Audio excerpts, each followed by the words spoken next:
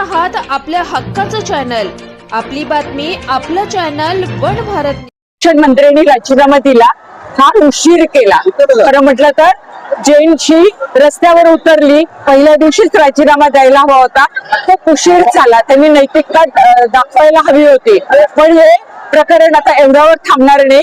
मोदींनी पण राजीनामा दिला पाहिजे, त्यांची पण नैतिक जबाबदारी आहे। शिक्षण व्यवस्था फेल गेलेली आहे, आरोग्य व्यवस्था फेल गेलेली आहे आणि त्या तरुण मुलांना रस्त्यावरती उतरावं लागलं ही फार चुकीची गोष्ट आहे। त्यांनी शिक्षण घ्यायचं की त्यांच्या हक्कासाठी भांडायचं, हे म्हणजे आमच्यासारख्या 60+ लोकांना पडलेला प्रश्न आहे। आज मी एका मिलेनियलची आई आहे, मी जैनची आजी आहे। ही मुले जर रस्त्यावर उतरतात, मी शांत कशी बसू शकते? मला खूप चांगलं वाटतंय, कारण की आम्ही एवढी मेहनत करतोय। म्हणजे आता मुलं एवढे वर्ष नीट साठी जे साठी मेहनत करतात, पण हे पेपर कशा काय लीक होतात? लीक मुळे खूप मुलांमध्ये त्यांचा आत्मविश्वास कमी होतो आणि ते म्हणजे सुसाईड वर त्यांचे विचार येतात आणि करतात पण ते बंद व्हायला पाहिजे। आणि जे आता आपल्या एज्युकेशन मिनिस्टरनी राजीनामा दिले ते ऐकून आम्हाला खूप चांगलं वाटलंय, कारण की असं आमची उंची पावर असली ना तर ते त्यांना पण हे करावं लागेल, झुकावं लागेल, कारण की आम्ही सर्व आता एकत्र आहे।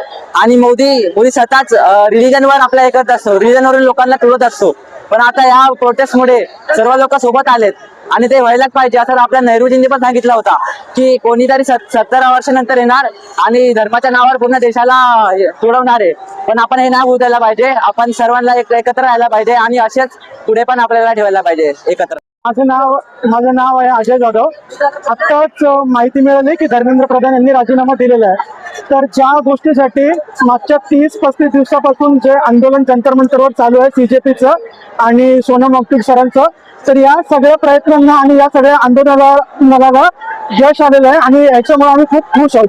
आणि गव्हर्नमेंटला याच्या पुढेही एक गोष्ट लक्षात ठेवावी लागेल की जेव्हा तुम्ही या युथच्या अगेन्स्ट, या जवानांच्या अगेन्स्ट, तरुणांच्या विरोधात काहीतरी कराल तर आम्ही प्रत्येक वेळेस रस्त्यावरती येऊ आणि असाच आवाज उठवत राहू। तर काय सांगाल, विद्यार्थी आंदोलन करतात आणि शिक्षक कसं आहे, विद्यार्थ्यांच्या आंदोलनाचा हा विजय झालाय। हे जे सरकार जे लोकशाही विरोधात जाऊन विद्यार्थ्यांवर जे त्यांनी लाठी हल्ला केला आणि ज्या प्रकारे हे आंदोलन हिंसेकडे वळायचा प्रयत्न केला तो मोडून पाडला। शेवटी या सरकारला आता वाटत असेल की आधी असं वाटत होतं की कोणाचं लक्ष नाहीये, पण हे जे एवढं जे युथ बघताय तुम्ही, सगळ्यांचं बारीक लक्ष आहे। तुम्ही आमदार फोडा, खासदार फोडा या गोष्टी करत राहता, पण आमच्यासारख्या लोकांचं लक्ष आहे हे काय करतायत।